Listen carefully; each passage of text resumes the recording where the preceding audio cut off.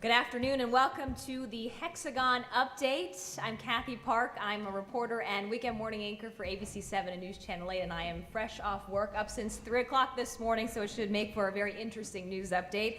And my partner is Chaz Henry with All News 99.1 WNEW, and he's a co-anchor during the midday hours. Traffic every 14 and a half seconds.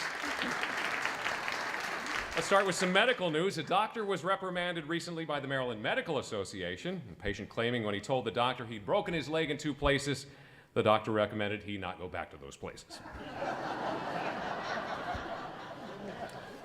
Candidates in the upcoming primary election in the district are promising to usher in a new era of good government, including improved services, lower taxes, and an end to corruption. By coincidence, the election will be held on April 1st. The Colorado Department of Revenue reported the recent legalization of recreational marijuana in that state's already resulted in $2 million increase in state revenues, $500,000 actually direct taxes on pot, another $1.5 million from increased snacks taxes at 7-Eleven. D.C. traffic court judges are really getting tough on speeders by imposing harsher penalties. So for the first offense, they make you watch a Redskins game. For a second offense, they make you watch 2 Redskins games.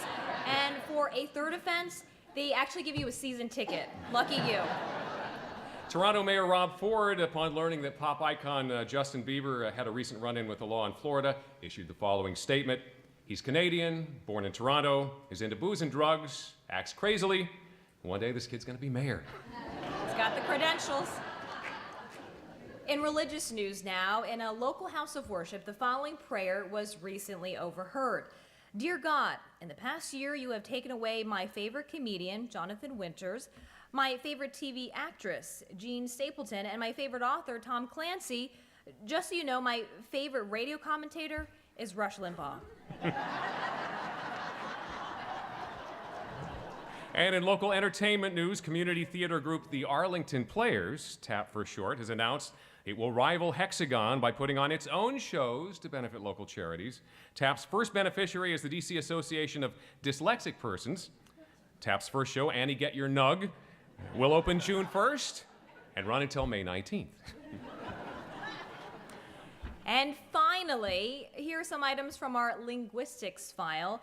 Did you know that the word race car spelled backwards actually spells race car? That eat is the only word that if you take the first letter and move it to the last, it spells its own past tense, ate. And have you noticed that if you rearrange the letters in the word filibuster, they spell out, would you please get off your lazy fat asses and finally do something for the American people? And thank you, and we'll be right back.